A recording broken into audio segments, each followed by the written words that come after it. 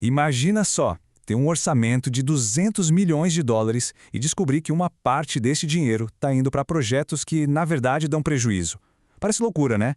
Mas foi exatamente esse o problema que a Marinha dos Estados Unidos enfrentou. Nesta análise, a gente vai mergulhar fundo em como uma consultoria conseguiu virar esse jogo, transformando perdas em lucros e, no caminho, revelou uma lição fundamental sobre como encontrar e consertar aquela única falha que estava travando o sistema inteiro. Então, vamos lá. A nossa jornada começa com esse problema bilionário. Depois, a gente vai bancar o detetive para achar as falhas que estavam escondidas no sistema. Aí, vamos ver os resultados surpreendentes que desafiaram todas as expectativas. Vamos entender qual foi o passo a passo para fazer a mudança acontecer e, por fim, tirar a lição mais importante de tudo isso. Bom, para começar, vamos entender o tamanho do desafio. A Marinha não estava gerenciando uma ou duas bases, não. A gente está falando de 240 instalações espalhadas pelo mundo todo. E todo ano, um orçamento de 200 milhões de dólares ia para projetos de energia. A tarefa era, para dizer o mínimo, gigantesca. E não era só uma questão de vamos economizar dinheiro. A coisa era bem mais complexa. A Marinha tinha que equilibrar um monte de objetivos que muitas vezes competiam entre si. Era preciso aumentar o uso de energia renovável e, ao mesmo tempo, reduzir o consumo geral. Garantir que cada projeto se pagasse, mas também preparar a infraestrutura para o futuro. E, claro, o mais importante de tudo, garantir que a energia nunca, jamais, falhasse durante uma missão crítica. Era um verdadeiro malabarismo de altíssimo risco. Então, como é que se compara um projeto para trocar lâmpadas na Itália com um projeto de energia solar na Califórnia? Simplesmente não dá. Para resolver isso, foi criada uma métrica única, chamada ROI, ou Retorno sobre o Investimento em Energia. Pensa nela como uma espécie de nota universal, que não olhava só para o dinheiro economizado, mas também para os objetivos estratégicos e para a segurança das missões. De repente, ficou possível comparar banana com maçã e tomar decisões baseadas em dados, e não só no feeling. E é aqui que a história começa a ficar boa de verdade. Os consultores entraram em cena e começaram a fuçar o sistema, procurando o que eles chamavam de fatores limitantes. Sabe, aquelas falhas escondidas que estavam segurando o programa todo, impedindo que ele alcançasse seu verdadeiro potencial? Essa investigação rolou em 3 etapas, bem no estilo detetive mesmo. Primeiro, eles foram direto na prova principal, os dados. E o que eles acharam ali levou para o segundo passo, analisar as fórmulas que calculavam o valor dos projetos. E, finalmente, com as fórmulas corrigidas, eles puderam ir para a terceira e última fase, redirecionar todo o fluxo de projetos que receberiam o investimento. A primeira descoberta foi um soco no estômago. Por causa de erros humanos básicos, erros de medição, gente digitando o número errado, coisas assim, o programa estava na iminência de investir milhões de dólares em projetos que, na real, iam dar prejuízo. A fundação de todo o sistema de decisão estava podre. Pensa nesse número, 20 milhões de dólares. Foi isso que eles economizaram por ano, simplesmente limpando a base de dados. 20 milhões é grana suficiente para bancar um outro projeto de energia gigante do zero. Foi uma vitória imediata, enorme, e olha, eles estavam só começando a cavar. Logo depois, eles acharam uma outra falha, dessa vez na própria lógica financeira.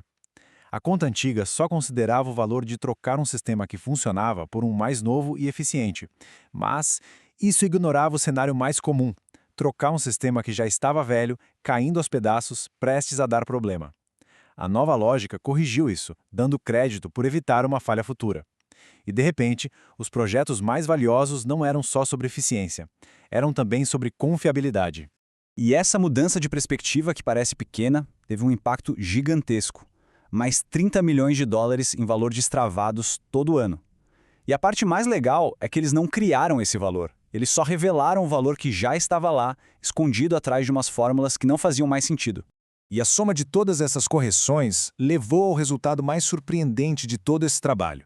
Um resultado que ia contra absolutamente tudo que a liderança da Marinha achava que era verdade. A intuição normal diz o quê? Que quanto menos dinheiro se investe, menor o retorno, certo? Pois é, os dados mostraram exatamente o contrário. O financiamento total do programa foi diminuindo ano após ano, mas o retorno sobre esse investimento disparou. Eles estavam literalmente fazendo muito mais com menos, simplesmente porque começaram a investir de forma mais inteligente. E aqui está o pulo do gato.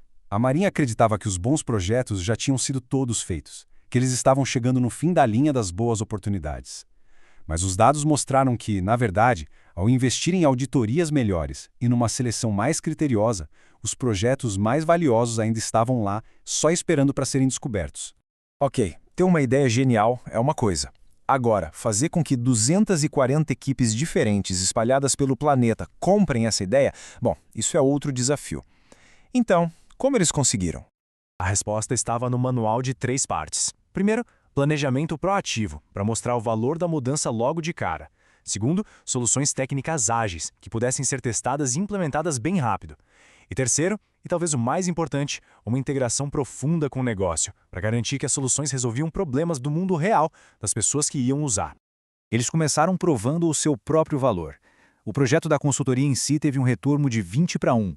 Ao entregar um resultado tão absurdo logo de cara, eles ganharam a confiança e o apoio de que precisavam para fazer as mudanças maiores em todo o sistema.